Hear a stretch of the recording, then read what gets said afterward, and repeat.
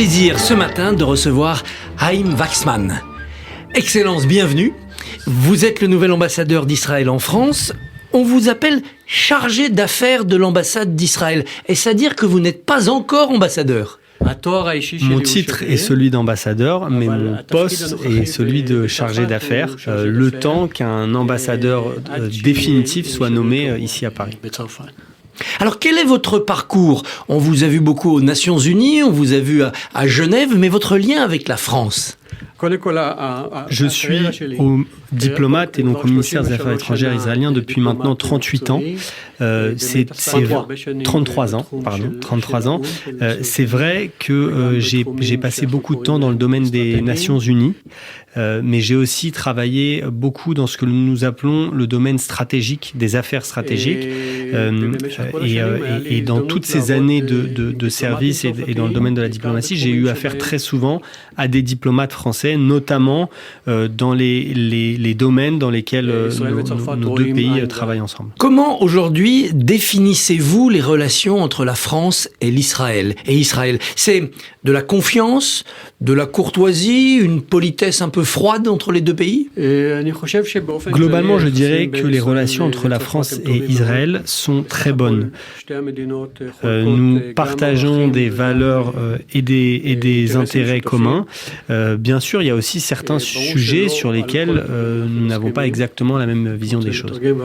Ces sujets sur lesquels la vision des choses s'écarte et différente, ils vous inquiètent ou on va trouver des solutions communes ? Je dirais que nous avons un dialogue honnête et ouvert entre notre pays et la France. Il y a des sujets comme par exemple le sujet palestinien sur lequel nous n'avons pas exactement la même position, mais justement de par cette relation nous pouvons en discuter de façon honnête et ouverte. Il y a eu, je voudrais rappeler la discussion qu'il y a eu très récemment entre nos deux ministres des Affaires étrangères qui justement ont abordé différents thèmes sur lesquels nous sommes d'accord. Les sujets de la diplomatie mondiale, est-ce qu'ils sont plus dangereux aujourd'hui qu'il y a 38 ans quand vous avez commencé votre métier ? Je ne sais pas si nous sommes dans un monde plus dangereux aujourd'hui. Il y avait déjà des grands dangers à l'époque, il y a 33 ans lorsque j'ai commencé. Mais c'est vrai qu'aujourd'hui, le rythme et la technologie modifient fondamentalement les choses et nous devons nous adapter. Et la diplomatie aussi doit savoir s'adapter et doit savoir offrir des réponses dans ce contexte qui est complètement différent et qui est rapide. La diplomatie est trop lente dans un monde trop rapide. Peut-être. En effet, et vous le savez sûrement aussi bien que moi, dans le monde actuel, avec les fake news que nous avons, avec les post-vérités ou la réalité, la vérité alternative, auxquelles nous faisons face, il est parfois très difficile de donner des réponses et de donner des réponses dans le monde diplomatique. Et ce que je voulais ajouter aussi par rapport à votre première question, c'est que nous avons aussi des nouveaux enjeux comme la question du climat, la question de la pandémie, qui sont extrêmement importantes et extrêmement présentes aussi aujourd'hui. Alors aujourd'hui, 26 avril, c'est Yom Ha'atzmaut, le jour de l'indépendance de l'État d'Israël. Pour vous, c'est d'abord le jour où l'on fête l'armée, les soldats qui protègent Israël ? Il y a 2 jours, nous avons marqué le Yom HaZikaron qui précède donc Yom Ha'atzmaut et qui est le jour où nous nous souvenons des soldats qui sont morts pendant les guerres d'Israël. En effet, Tsahal et les différents services de sécurité israéliens jouent un rôle très important dans la force d'Israël aujourd'hui. Mais je pense que lorsque nous marquons 75 ans d'indépendance, 75 ans, un chiffre important, il faut se rappeler et il faut mettre en avant l'ensemble des réussites de l'État d'Israël, qu'elles soient dans le domaine social, dans le domaine économique ou aussi dans le domaine diplomatique. C'est quelque chose de très important. L'indépendance d'Israël n'a pas été acquise facilement en 1948. Aujourd'hui, la sécurité d'Israël est toujours menacée, mais Israël comme État, est-ce que vous pensez que maintenant, pour l'essentiel de la planète, c'est un fait acquis définitif? Absolument. En effet, nous faisons face à des menaces et à des défis. Mais comme vous le dites, Israël est absolument un fait accompli. Nous sommes aujourd'hui un pays fort. Nous sommes un pays qui a réussi. Nos ennemis eux-mêmes le savent et connaissent notre force et connaissent notre puissance. Et nous pouvons le voir aujourd'hui à divers niveaux, notamment l'économie israélienne qui est aujourd'hui très forte et qui est une réelle réussite. On parle de $50 000 de PIB par habitant, ce qui est énorme lorsque l'on compare avec notre situation il y a 30 ans. Israël est un fait accompli aujourd'hui et c'est aussi un miracle. C'est un miracle que nous ayons pu construire ce pays il y a 75 ans, un miracle qui est toujours en marche et qui continue à avancer. Un exemple que je voudrais donner pour répondre à votre question est notamment les accords d'Abraham. Les accords d'Abraham qui ont été un réel changement de paradigme dans la région et qui sont dus à la force d'Israël aujourd'hui, à la force d'Israël aujourd'hui dans la région à tous les niveaux, que ce soit économique, que ce soit technologique, que ce soit militaire. Et c'est cette force que les pays de la région voient, comprennent, apprécient, et c'est ce qui nous a amené donc à ces accords d'Abraham, mais aussi à d'autres relations comme le renouveau des relations avec la Turquie. Ces pays voient aujourd'hui en l'État d'Israël quelque chose de positif et quelque chose qui peut leur apporter. Nous allons parler de ces différentes relations. Les accords d'Abraham, pour vous, ils sont arrivés au bout de ce qu'ils peuvent obtenir, ou il peut y avoir un acte 2? Nous ne sommes pas encore à la fin de ces accords d'Abraham.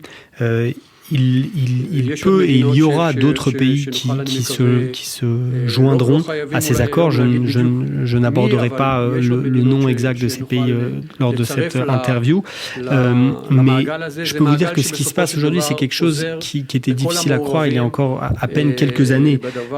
Nous avons aujourd'hui des dizaines de vols par semaine entre Israël et les Émirats arabes unis. Nous avons des centaines de milliers de touristes qui se déplacent entre les deux pays.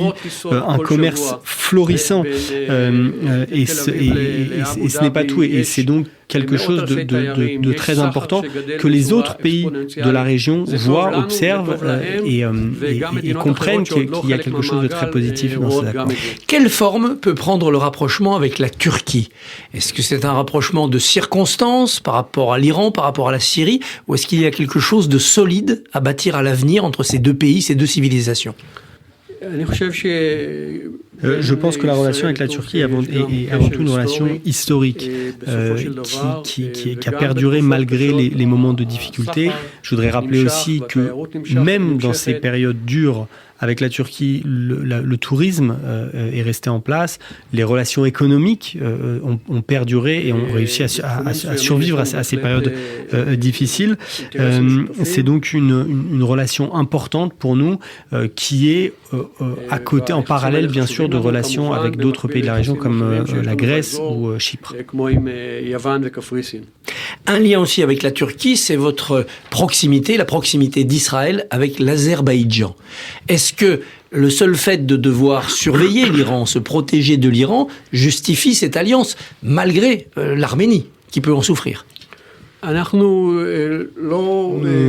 menons pas nos relations étrangères, nos relations internationales par rapport à un pays au prix des relations avec un autre pays. Nous avons des relations avec l'Arménie, nous avons des relations avec l'Azerbaïdjan et ceci n'est pas lié. L'Azerbaïdjan est un pays important pour nous. Il y a des relations sécuritaires, des relations économiques qui sont très très bonnes.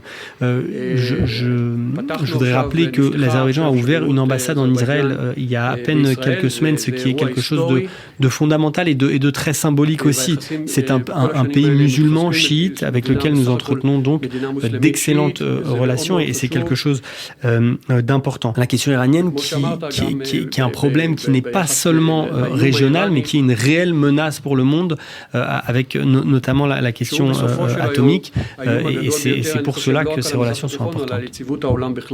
Israël a renforcé aussi ses liens avec le Turkménistan récemment. Quel est le sens de ce rapprochement ?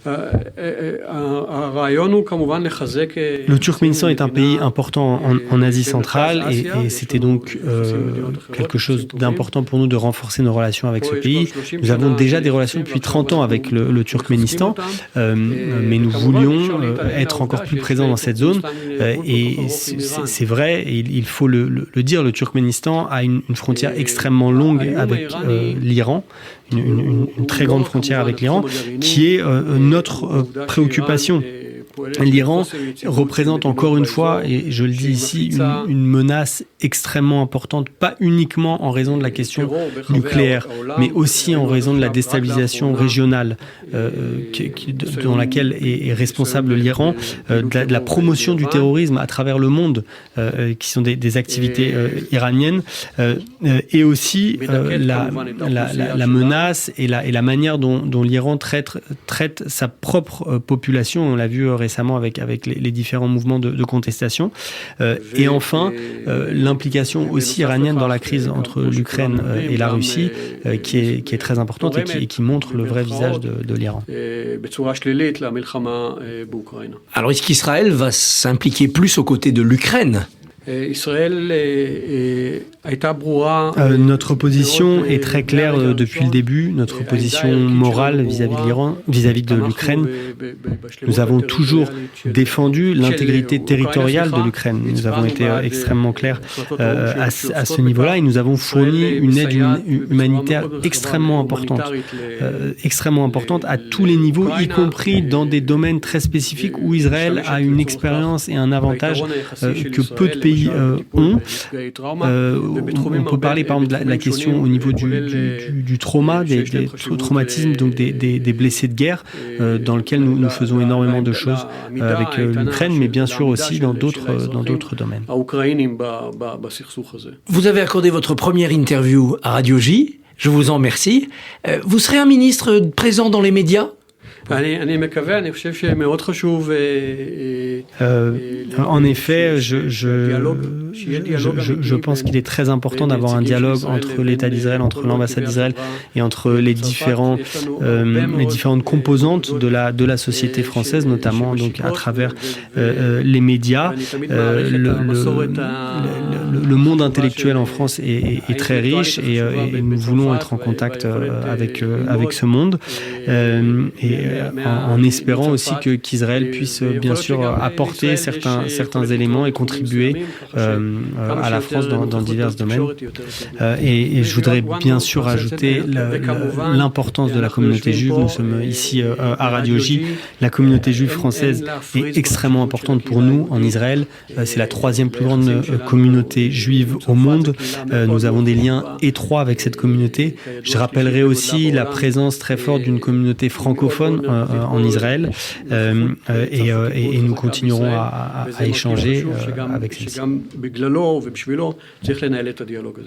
Eh bien, nous ferons notre prochaine interview en français parce que vous le comprenez bien et vous allez vite l'apprendre en étant à Paris. Je vous remercie beaucoup, Votre Excellence, et je vous souhaite, ainsi qu'à tous les auditeurs de Radio J, une bonne fête d'indépendance aujourd'hui. Merci beaucoup.